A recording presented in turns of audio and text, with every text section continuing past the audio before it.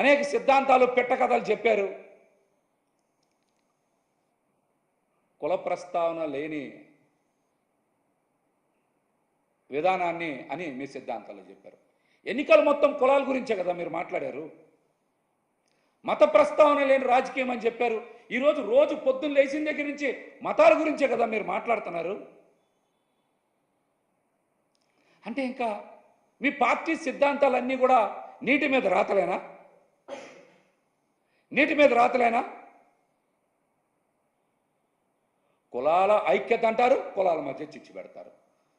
మత ప్రస్తావన లేని రాజకీయం అంటారు, మతాల మధ్య విద్వేషాలు రెచ్చగొట్టేలాగా మీ ప్రసంగాలు ఉంటాయి, మీ మాటలు ఉంటాయి.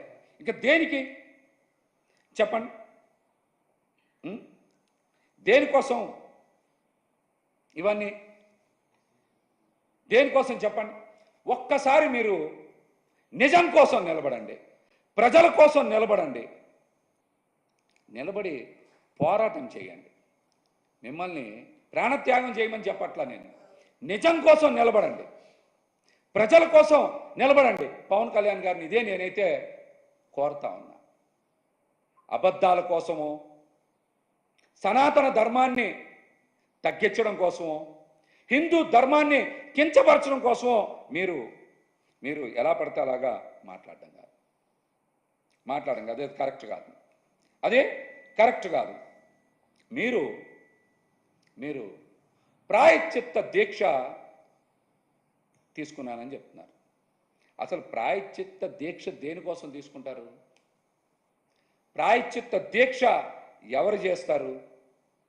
ప్రాయశ్చిత్త దీక్షకి అర్థం ఏంటో మీకు తెలుసా? కనీసం తప్పు చేసిన వాళ్ళు తప్పు మన్నించమని, ఆ తప్పుని క్షమించమని ప్రాయశ్చిత్త దీక్ష చేస్తారు. చంద్రబాబు నాయుడు గారు తప్పు చేశారు కాబట్టి మీరు ప్రాయశ్చిత్త దీక్ష చేస్తున్నారా? చెప్పండి. ప్రాయశ్చిత్త దీక్ష అందుకని చేస్తున్నారా? లేకపోతే వెంకన్న స్వామి లడ్డూ మీద నిరాధారమైనటువంటి ఆరోపణలు చేసి తప్పు చేశామని అంగీకరించినందుకు మీరు ప్రాయశ్చిత్త దీక్ష చేస్తున్నారా? చెప్పండి. ఒక్క ఆధారమైన చూపించారా కల్తీ జరిగిందని? ఒక్క ఆధారం. మా పార్టీ అధ్యక్షుడు మాజీ ముఖ్యమంత్రి వర్యులు జగన్మోహన్ రెడ్డి గారు మాట్లాడారు కదా, మీరు ఒక్కటంటే ఒక్క ఆధారం చూపించారా? చెప్పండి. అంటే చంద్రబాబు నాయుడు గారు చేసిన తప్పుకి మీరు ప్రాయశ్చిత్త దీక్ష చేస్తున్నారా? హిందూ ధర్మం అంటే, సనాతన ధర్మాన్ని ఇంత దారుణంగా కించపరుస్తారా? ఇంత దారుణంగా కించపరుస్తారా? నిజంగా మీకు చిత్తశుద్ధి